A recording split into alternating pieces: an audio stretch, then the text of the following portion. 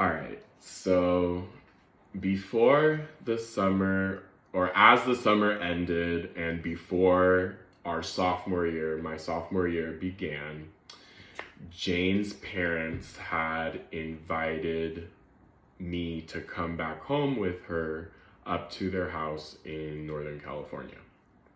And I was super excited to go, right? This was my best friend, still just friends at this point.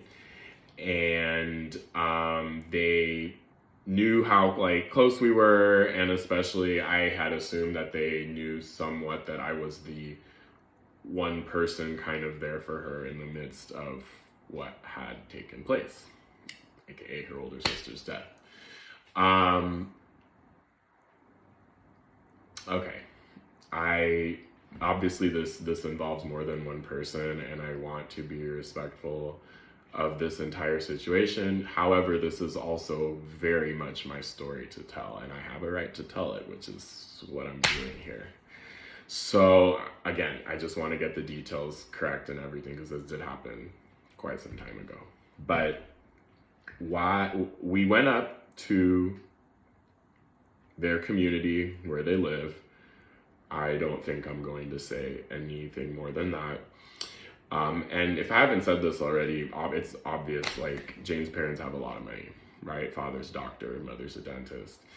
And what I do have to say is that they did not come from wealthy families.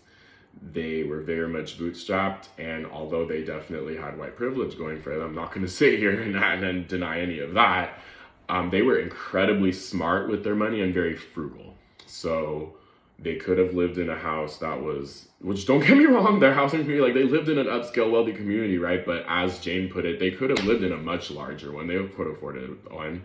They didn't all drive, like Lexuses and Mercedes. They drove, they were incredibly smart with their money. And the one thing they did have money for was, in Jane's words, she had been to every continent except Antarctica.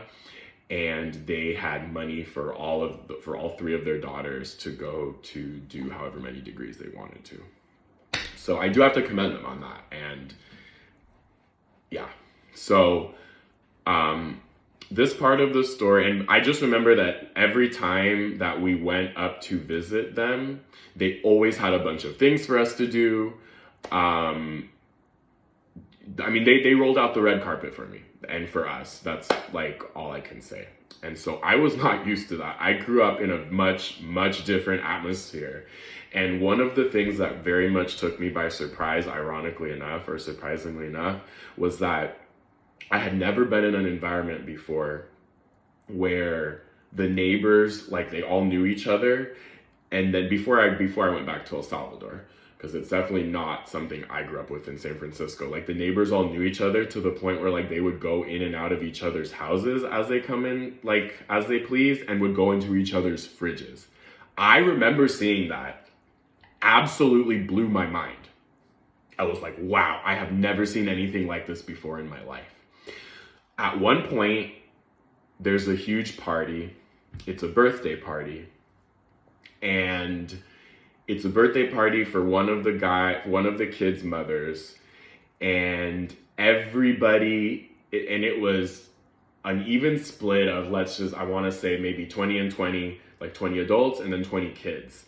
And we at one point like kind of split off, and before we split off, I remember about 3 or 4 older women coming over to me, literally with some version of, oh my God, I had to come and see who the tall, attractive guy was in the corner, because I was the new guy, right? And I kid you not, and I say this for a reason, because I think that Jane picked up on that. Definitely saw that, right? So at one point during the night, and mind you, I had never in my life been exposed to this amount of privilege where there's this, like, people are like, I can't even describe it. Like, going in and out of each other's big ass mansions, like not asking like for permission, like it's just okay. And there's all these things everywhere, and like the kids are drinking and the adults are drinking, and like they're like having fun with each other. And I remember at one point me and like Jane's mother having like a drunk moment, but it was like all fun and beautiful. With that all being said, there was a darkness. I can only describe it as like, there was something, you couldn't quite put your finger on it, but there was like a tinge of sadness. And I'll never forget, at one point, one of the neighbor's mothers, who I also really like, she goes around collecting everybody's keys. And I forget how the conversation kind of got, again, we were all drinking, but basically in that group, in their community, in their upscale community, kids dying was very common. Whether it was drunk driving, car accidents, plenty of suicides, just horrific, like all types of things. There was like this dark cloud over their community that Jane herself acknowledged. The best friend who picked her up when her sister died, her own mother had died of cancer right before her freshman year at UCLA. I'm not gonna even say that friend's name. And what I came to find out was that shortly after Jane's sister passed away, somebody else passed away like three weeks later. Some other person, young person in their community. And I remember having this thought of like, wow, is that worth it to have all this money and have, but there's sadness here. Like, you can feel it. It's tangible. And I'm very sensitive to that.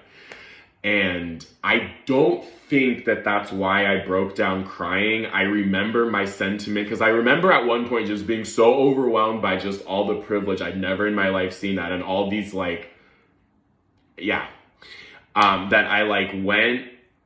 I started crying. I went into a car at one point. It was me, Jane, and somebody else. And we were smoking weed, but we were also really drunk.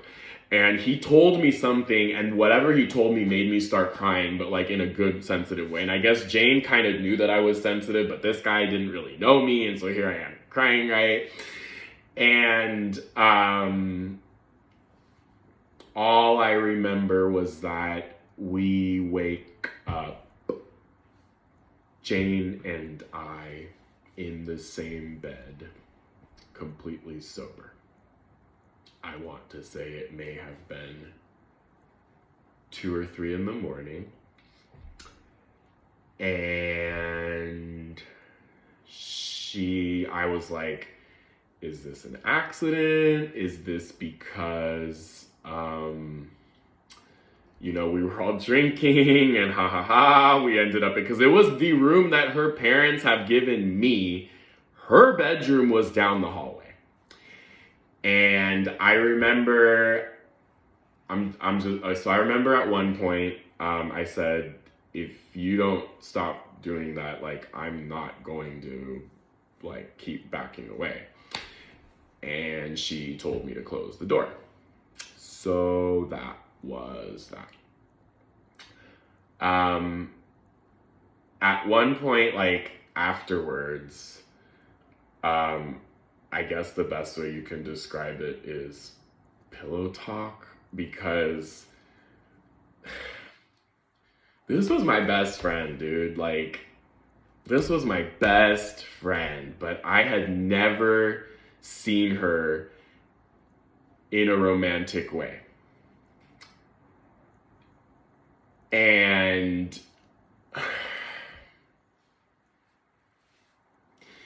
yeah.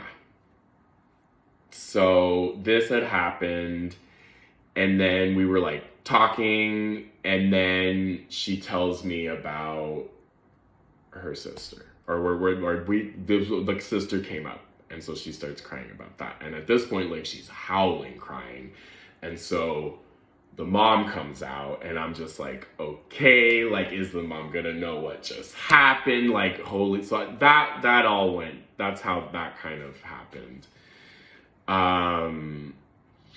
And I'm leaving out a detail that I am going to talk about in the next video.